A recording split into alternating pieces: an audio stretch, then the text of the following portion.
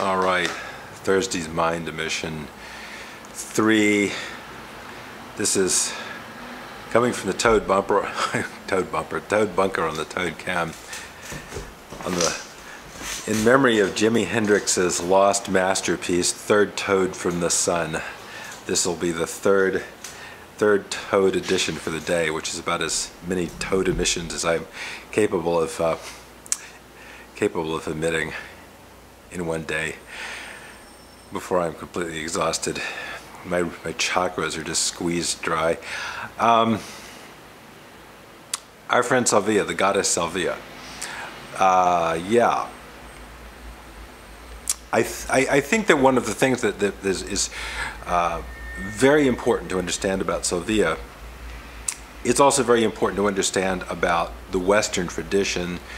It's probably fairly universal, it's probably neurologically fairly universal, but more so in the West, which is this idea of the subject-object separation, that there's a witnessing subject, a witnessing self that is witnessing something, even witnessing the mind. And unless you take probably dangerously high levels of other types of psychedelics,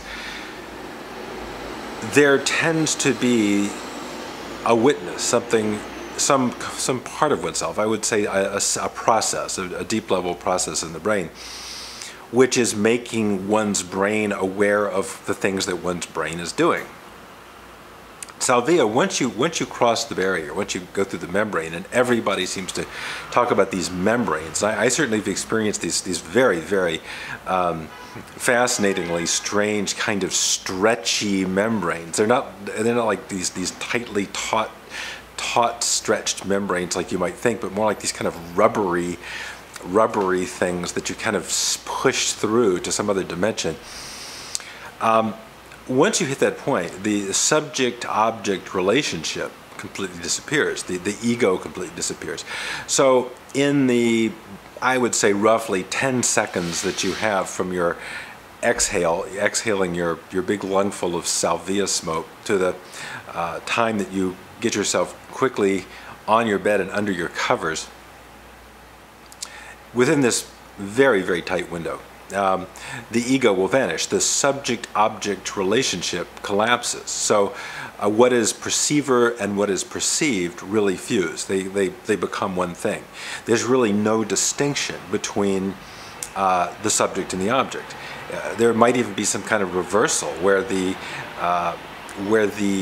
witnessed, the mind that normally would be witnessed becomes the witness. I would say this has been my experience, where the part of my mind that is normally experienced as the witnessed, sort of the witnessed object of consciousness, the consciousness watching consciousness, somewhere in my theater of consciousness, becomes the observer.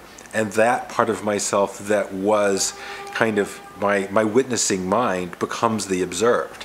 That is an inversion or a reversal of a kind of consciousness perspective reversal that is fundamentally indescribable, I believe. I don't think there's any way, short of actually experiencing it, that anyone could possibly make sense of it in a kind of descriptive form, no matter how good. Maybe a very superior poet would somehow be able to capture this, but it does seem that all that part of myself, which is normally the observed part of myself, sort of takes on, or perhaps in some kind of neurodynamic way, those processes of the mind that generate what we would say the sort of the field of witnessing,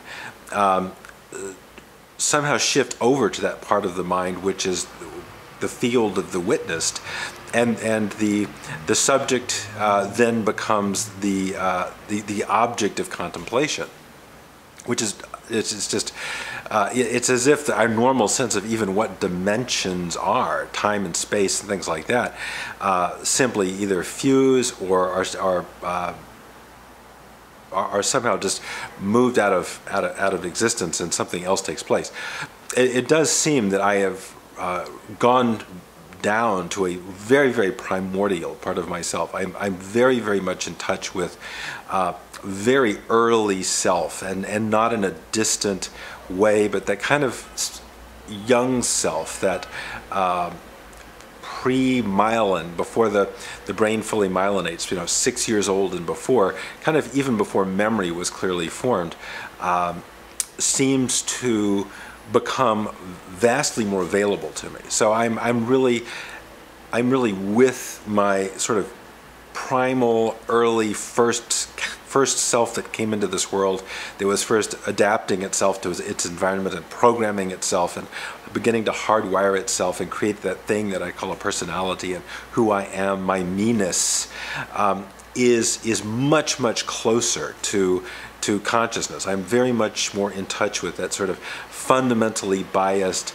all the early confusions, traumas, neurosis, weird as shit family dynamics, crazy stuff going on around, all that stuff that is sort of shaping that being, is all of a sudden there, and it's there in a very unfiltered kind of pure way, and it's presenting itself to this sort of witnessed inner being kind of space, in a sort of a powerfully energetic way. So this very basic self, this very basic sort of proto-me, is simply expanding in this in this field of awareness, and you are in this field of sort of the field of essential being is maybe how I would describe it, the field of foundational being, and one is sort of able to see the whole thing all at once. So the mind is absolutely displaying the energetic state of the foundational being, which is, I'm sure, as intense as any psychotherapy or psychoanalysis or any of those processes of self-contemplation could possibly be. Naturally, these tubes are limited in length, so I can't go on too much more on this one, other than to say that for some people that is a wonderful and amazing new form of consciousness. It's an amazing new level of self-awareness. And as I mentioned, I think in the first of these today, for some people that may be extremely difficult. That may be very, very hard to go there, especially if someone is very bound, is very materialistic, very bound to material world, and sees themselves in their material possessions. People that have a very rigid single-point ego that their sense of self is ordered around. May experience this as something that absolutely violates their basic theories of who they are.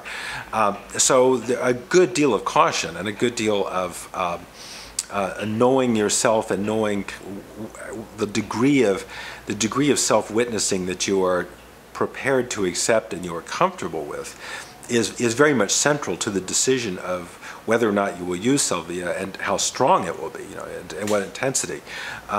So I think it's better to start at lower doses and using it orally and kind of working your way up, and until you sort of have built in a level of kind of a vocabulary of what it's like to move through these more and more fundamental fields of being before you really see the whole thing in its sort of purest state. It's its God state or goddess state fully reveals itself to you.